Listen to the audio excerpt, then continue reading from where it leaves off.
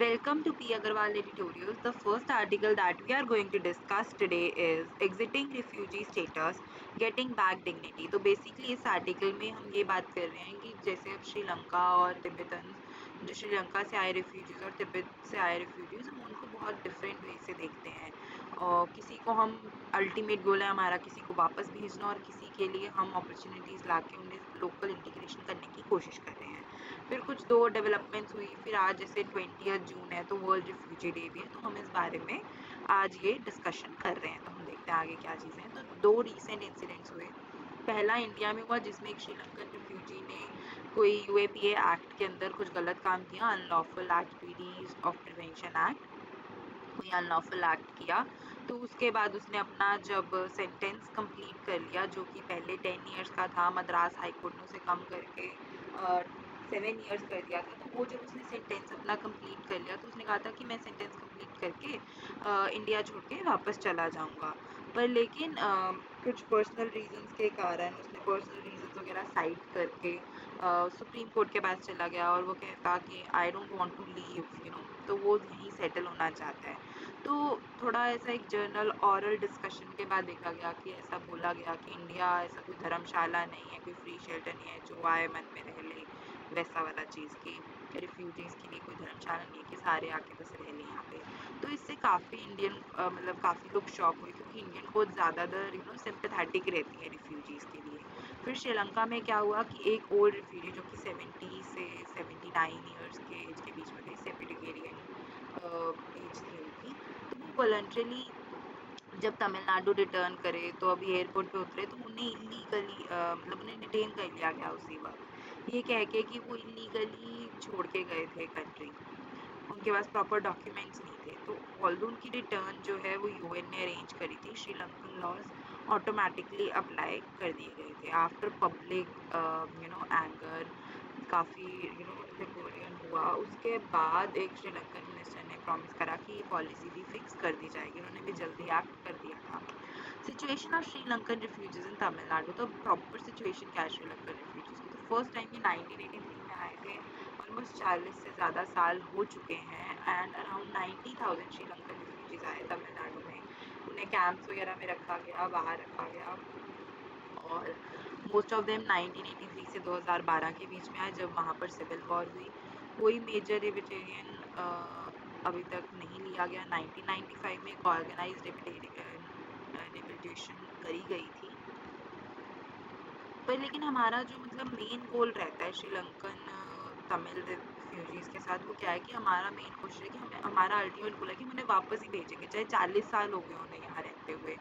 और हम उनके लिए कोई हमने परमानेंट सेटलमेंट नहीं रखा है, उनके लिए टेम्प्रेरी सेटलमेंट है, ना कोई लोकल इंटीग्रेशन है, ना कोई जॉब्स वगैरह उनके लिए हेल्प करते हैं। कोई उनकी सेल्फ रिस्पेक्ट या फिर उनको इमोशनली अपलिफ्ट करने के लिए कोई कोशिश नहीं करी जा रही है।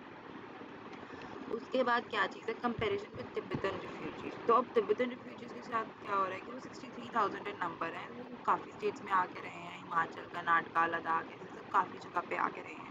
तो उनके साथ की डिफरेंसेस क्या रही कि सेंट्रल गवर्नमेंट ने उनके लिए तिब्बतन रिहेबिलिटेशन पॉलिसी लाई है सिंस 2014, जो उनको वेलफेयर स्कीम्स ऑफर करेगी, जॉब देगी, एजुकेशन का एक्सेस देगी।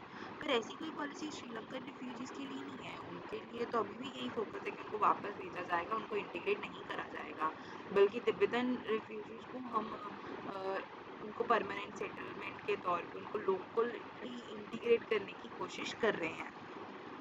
Struggle of young Sri Lankan refugees, तो ऑल दो 500 ऑलमोस्ट लोगों ने तमिलनाडु की यूनिवर्सिटी से प्रोफेशनल डिग्री इंजीनियरिंग की ले ली है, पर उनमें से सिर्फ 5% को ही जॉब मिल पाई है, बाकी नहीं मिल पाई है। जो प्राइवेट कंपनीज है स्पेशली आईटी में, वो इतनी रिलक्टेंट है उन्हें हायर करने के लिए, क्योंकि उनका रिफ्यूजी स्टेटस है। उन्हें ऐसा लगता है कि पता नहीं अनलीगल इलीगली आए होंगे बिना डॉक्यूमेंट्स के, मतलब क्या कोई हमारे साथ घपला ना कर रहे हैं, मतलब कुछ भी ऐसा सोच हो सकता है।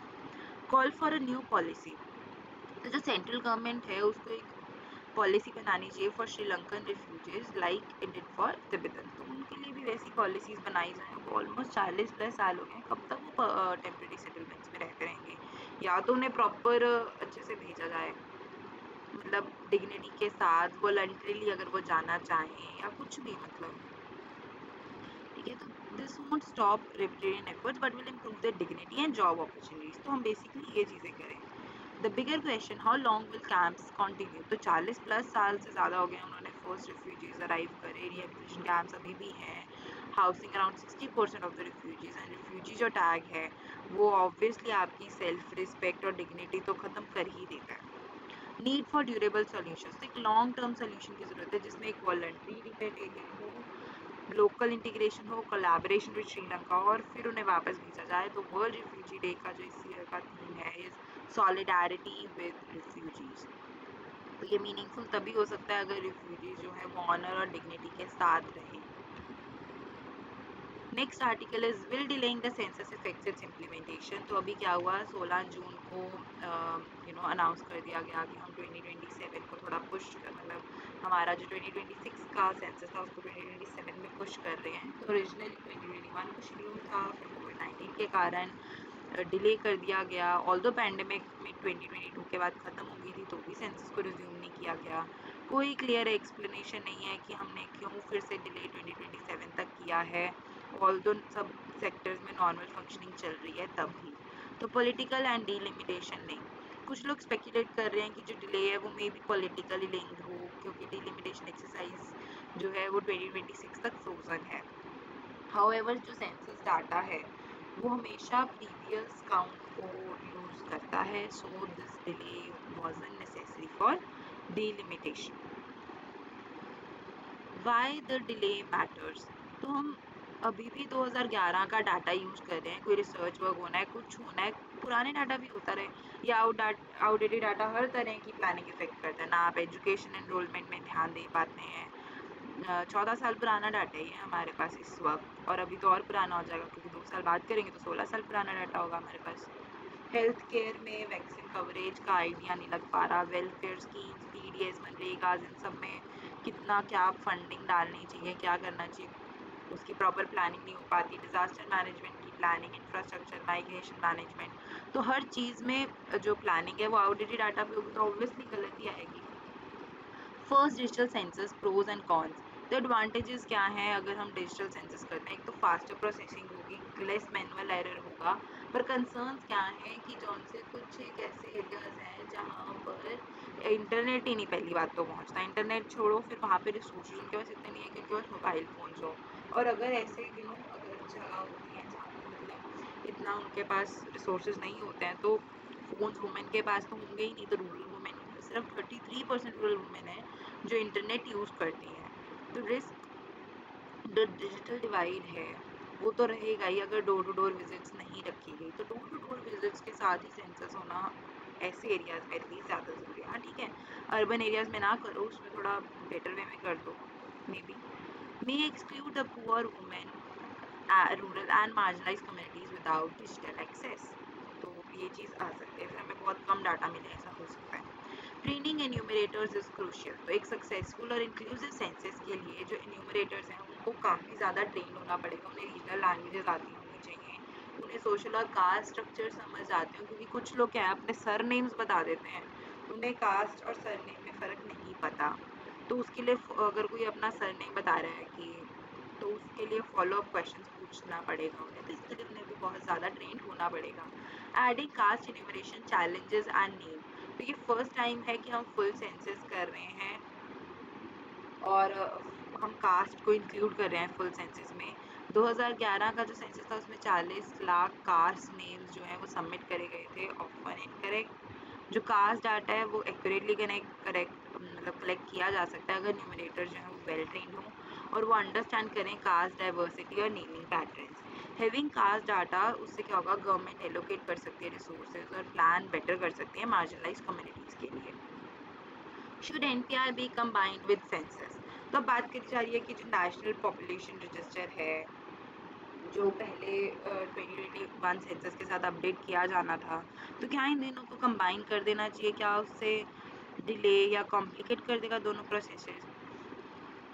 तो इसमें भी ऑथर्स के जो व्यूज़ थे वो ये थे कि एनपीआर और सेंसस दोनों चीज़ें, हम जब दो चीज़ें एक साथ करने की कोशिश करते हैं तो दोनों चीज़ें ही ख़राब हो सकती हैं, तो ये दोनों चीज़ों को कॉम्प्लिकेट करेगा। तो बेस्ट है कि हम सेंसस और एनपीआर को सेपरेट रखें बिना कोई पब्लिक फेयर और कंफ्यूजन को। हम इन सब चीज़ों को अवॉइड करें ताकि Importance of the census. तो census किस लिए important है? It is essential for policy making, targeting welfare schemes, understanding population trends, managing urbanization, aging population, migration.